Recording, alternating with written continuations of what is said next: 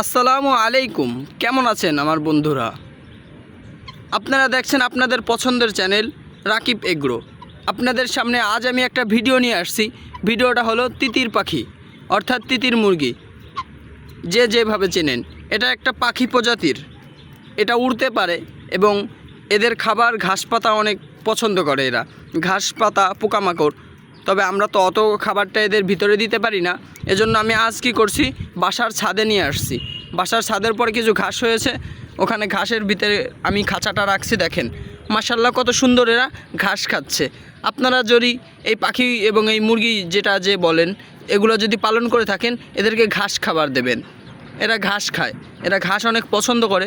দেখেন ছাদের পর ঘাস হয়েছে, আমি আর কি, এরা তো উড়তে পারে, এজন্য আমি কি করছি, এদেরকে আমি খাঁচার ভিতরে ঘাসের পরে খালি আমি খাঁচাটা রাখছি।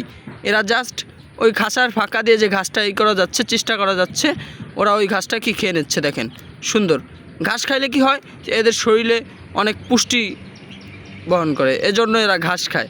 আপনারাও চেষ্টা করবেন পাখি, এই তিতির পাখি অর্থাৎ তিতির মুরগি যাদের আছে, আপনারাও চেষ্টা করবেন একটু ঘাস খাওয়ানোর। ঘাস পাতা দেবেন, ঠিক আছে? তাহলে এরা দেখবেন খুব পছন্দ করে। আমার এই ছাদের উপরে, মানে যে বাসায় থাকি, বাসার ছাদের উপরে কিছু ঘাস হয়েছে, তাই আমি এদেরকে সেই ঘাসটা দিছি। ওরা সেই ঘাসটা খাচ্ছে।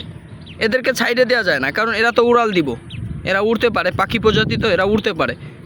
আর এরা যদি উড়ে হারিয়ে যায়, এই কারণে আমি এদেরকে আর ছাড়ি নেই, খাঁচার ভিতরেই দিছি। তো আপনারা যারা এদেরকে পালেন, এইসব পাখি পালেন, তারা এরকম ঘাস খাইতে দেবেন। আলহামদুলিল্লাহ এরা ঘাস অনেক পছন্দ করে।